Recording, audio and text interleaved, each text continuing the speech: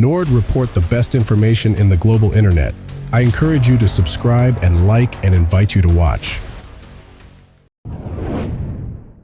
The Defense Ministry of the Russian Federation has issued a communiqué blaming Ukraine for an explosion in the Russian city of Taganrog. It is reported that Russia managed to shoot down a Ukrainian missile over the city, located roughly 30 miles from the Ukrainian border. The statement said, the Kiev government carried out a terrorist attack using an anti-aircraft S-2 air defense missile converted into a strike version on a residential area of Taganrog in the Rostov region. Russian air defense systems detected and intercepted the Ukrainian missile in the sky. The message further said, the debris from the downed Ukrainian missile fell on the Taganrog area.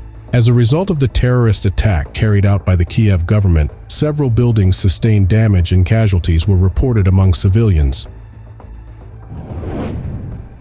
President Volodymyr Zelensky of Ukraine visited hospitals in the south of the country where war-affected patients are being treated and honored medics who are saving Ukrainian defenders. In the Dnipropetrovsk region, Zelensky met personally with medical workers who are doing their service at the front, just like soldiers. He expressed his gratitude to them for their dedication in saving boys and girls. In Nikolaev, he visited the surgical ward, where children injured by Russian shelling of the region are being treated. And in Otsakau, the president visited a medical post where aid is provided to injured soldiers fighting at the front. In recognition of their heroism, the president awarded military medics with state medals. The Mariupol City Council, which is loyal to Kiev, reports that Russian occupiers are constructing new buildings on the sites of graves of slain Mariupol residents in southeastern Ukraine.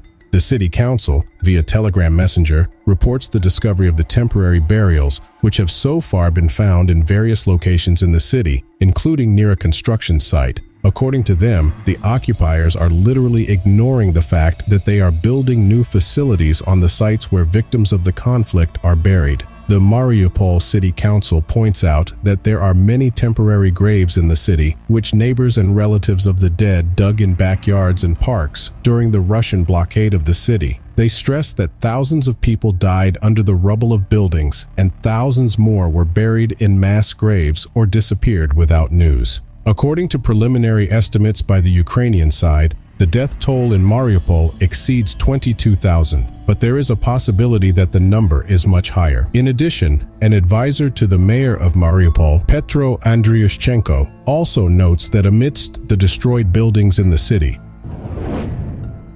U.S. President Joe Biden and Italian Prime Minister Giorgia Meloni announced after a meeting at the White House that the United States and Italy will continue their support for Ukraine for as long as necessary to achieve a just and lasting peace, while respecting Ukraine's territorial integrity. Giorgia Meloni, Prime Minister of Italy, after a meeting lasting more than an hour and a half with U.S. President Joe Biden, stressed that she saw the U.S. leader's determination on the Ukraine issue. She expressed her conviction that the only way to achieve peace is to provide aid to Ukraine. During a press conference at the Italian embassy in Washington, Prime Minister Meloni stressed that a sudden invasion of Ukraine would cause a war closer to us and destroy the foundations of international law. She also pointed out that while everyone wants an end to the conflict, one cannot call peace what is not actually peace. Prime Minister Giorgia Meloni expressed appreciation and respect for Italy's stance toward the Ukrainian conflict, which the United States shares, realizing the sacrifices and efforts made by Italy in this context.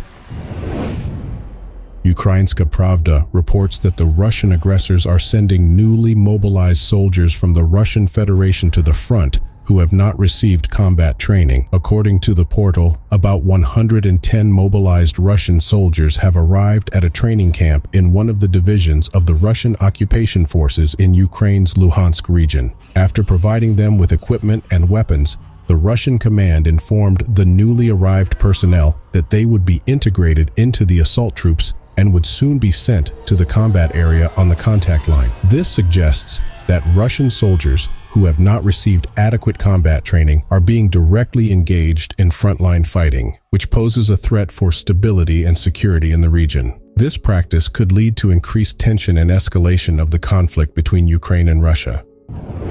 In the direction of Bakhmut, the Russian army shelled Rozdolivka, Minkovka, Predtekine, Torek, and Novorossiya in the Donetsk region. The Russian Air Force carried out airstrikes on Kurdumivka, Biala Hora, and Novy Yorok in the Donetsk region, the General Staff of the Armed Forces of Ukraine said in a report this morning. Meanwhile, in the direction of Avdiivka, the Russian army shelled Avdiivka, Lastochkina, Vodan, Pervomaisky, and Karlivka of the Donetsk region. The Russian Air Force carried out an airstrike on Avdiivka. In the direction of Mariinka, the Russian army shelled Krasnokorovka, Georgievka, Mariinka, Kurakivka, Pobieda, and Novomykhailivka of the Donetsk region, and in the direction of Shakhtar, the Russian army shelled Paraskovkoyevka, Novomyevka, Vuhledar, and Belahodatna. As for Zaporozhye and Kherson, the Russian army shelled Novodarivka, Huliaipole, Karivne, Bilohirya, and Kamyanska of Zaporizhia Oblast, Nikopol of Dnipropetrovsk Oblast, Mikhailivka, Zmiyivka, Odrodokamyanka, Lvovka, Tokarivka,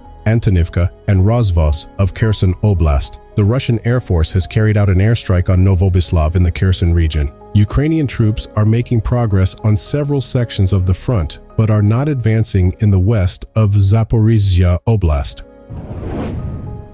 Russia's unleashed war with Ukraine will have serious consequences, and food security across Africa will suffer for at least the next 2 years, the British Defense Ministry said in an intelligence update on Friday. The Russia-Africa Summit, held Thursday in St. Petersburg, was attended by only 17 leaders of African countries, compared to 43 in the previous edition. The event took place 10 days after Russia withdrew from the Black Sea Grain Initiative, which allowed the export of 30 million tons of Ukrainian grain to Africa, providing vital food for countries such as Ethiopia, Kenya, Somalia, and Sudan. Russia's blockade of Ukraine directly disrupts grain supplies, which also results in higher grain prices. The impact of the war in Ukraine is likely to worsen food insecurity across Africa for at least another 2 years. The situation will require concerted action by the international community to ensure support and access to food for African countries in the face of this difficult situation. The U.S. Agency for International Development announced in a press release that it will donate 9 autonomous Skydio drones to Ukraine for the purpose of documenting war crimes. The drones, a Skydio 2+ model, will be donated to the Prosecutor General's Office of Ukraine and are being donated free of charge by leading U.S. drone manufacturer Skydio. The devices are equipped with a high-resolution 4K camera. The donation of these drones is intended to support the Office of the Prosecutor General of Ukraine in documenting more than 115,000 cases of destruction of civilian infrastructure in connection with the ongoing armed conflict. The Skydio drones, which operate autonomously, will help record evidence and document war crimes, which is expected to be an important tool in prosecuting perpetrators and ensuring accountability for crimes committed. On Thursday, the Politico portal reported on officially unannounced U.S. plans to transfer U.S. Abrams tanks to the Ukrainian armed forces. According to the portal's sources, the tanks are expected to arrive on the Ukrainian battlefield probably in September. Prior to delivery, the tanks will undergo final refurbishment in Germany in August. The donated Abrams tanks will be older M1A1 models, lacking the latest technology and applications of the secret depleted uranium armor technology. They will be equipped with fewer advanced technologies to ensure an adequate level of security for Ukraine.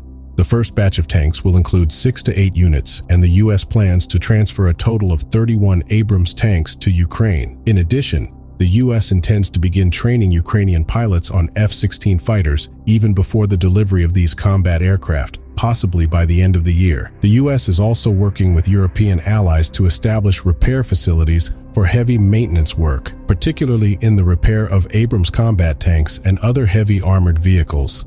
This initiative is aimed at supporting the Ukrainian armed forces in the event of equipment damage during hostilities.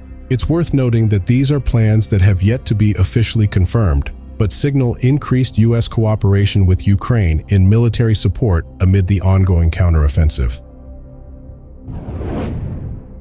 The Russia-Africa Summit kicked off in St. Petersburg on Thursday with the participation of leaders of 17 African countries, a smaller number compared to the previous edition in 2019, which featured 45 leaders. This summit is part of Vladimir Putin's efforts to gain political influence in Africa, where the Kremlin supports autocratic governments. During his opening speech at the summit, Putin announced that Africa will be a key partner for Russia in the new multipolar world. During the summit, Putin met with Egyptian President Fattah al-Sisi, among others. However, before the meeting, he waited for the Egyptian president alone for about half a minute. This unusual incident is another in the history of Putin making world leaders wait for himself. In July 2022, he was forced to wait for Turkish President Recep Tayyip Erdogan, which was captured on video. This is another example of Putin not hesitating to make other leaders wait, which can be seen as an expression of his dominant position and self-confidence. The whole context shows how Russia, under Putin's leadership,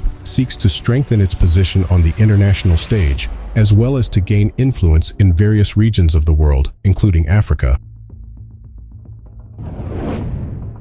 Following Russia's invasion of Ukraine, hundreds of thousands of Russians fled their country, with many settling in neighboring countries. The exodus of Russians, especially highly educated professionals such as academics, financiers, and technical workers, has helped fuel the economies of these countries. It is unofficially estimated that some 700,000 Russians left the country after President Putin ordered partial military mobilization in September 2022. These people settled in neighboring countries, where they started new lives and established new businesses, which consequently boosted the economies of these countries. The economic performance of some of these countries, such as Armenia, Azerbaijan, Georgia, and Kyrgyzstan, saw significant GDP growth in 2022. Russians have contributed to this growth, especially those working in the IT industry, who have transferred significant amounts of money to these countries. However, the mass immigration of Russians has also had some negative effects, such as an increase in inflation in some countries due to increases in hotel and rent prices. Nevertheless, the influx of Russians to these countries has had a positive impact on their economies, strengthening them and spurring growth.